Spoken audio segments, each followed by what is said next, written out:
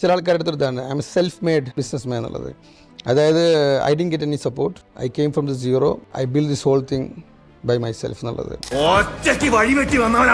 പലപ്പോഴും സെലിബ്രേറ്റ് ചെയ്യപ്പെടുന്ന ഒരു സ്റ്റോറി ലൈൻ അല്ലെങ്കിൽ വേർഡാണത്. But there is nothing called as self made. കാരണം അയാൾ ആ പോസ്റ്റിലേക്ക് എത്താൻ വേണ്ടിയിട്ട് അയാൾ അറിഞ്ഞിട്ടോ അറിയാതെ ഒരുപാട് ആൾക്കാരിൽ കോൺട്രിബ്യൂട്ട് ചെയ്തിട്ടുണ്ട്. ഒരുപാട് അയാൾക്ക് ഫസ്റ്റ് വർക്ക് കൊടുത്ത ആൾ, അയാൾ ഫസ്റ്റ് ഇൻവെസ്റ്റ് ചെയ്ത ആൾ, അല്ലെങ്കിൽ അയാൾക്ക് ഫസ്റ്റ് എംപ്ലോയി വന്ന ആൾ, അയാൾ വിശ്വസിച്ച ഒരുപാട് ആൾക്കാർ പല ഘട്ടത്തിലുണ്ടാവും. ഇവരുടെ എല്ലാവരുടെയും ഓരോ പങ്കാണ് എന്ത് ചെയ്തത് അയാൾ ആ പോയിന്റിലേക്ക് എത്തിയത്.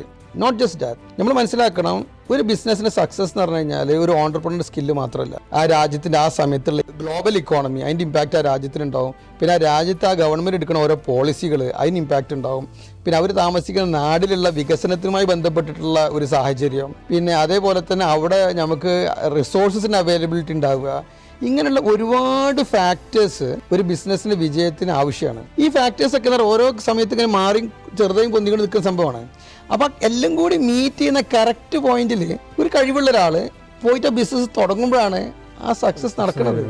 അതുകൊണ്ടാണ് ഞാൻ പറഞ്ഞത്, എത്ര കഴിവുള്ള ബിസിനസ്സുകാരനാണെങ്കിലും അയാളെ സക്സസ് ലക്ക് ഉണ്ട്. വേറെ പല ആൾക്കാർ പല സമയത്ത് ഇതേ സ്കില്ലുകൾ ആൾക്കാർ തുടങ്ങാൻ നോക്കിയിട്ടുണ്ടാവും. But they were hitting at the wrong time. ആ കറക്റ്റ് ടൈം, ആ ഒരു സംഗതിക്ക് വലിയ പ്രസക്തി ഉണ്ട്.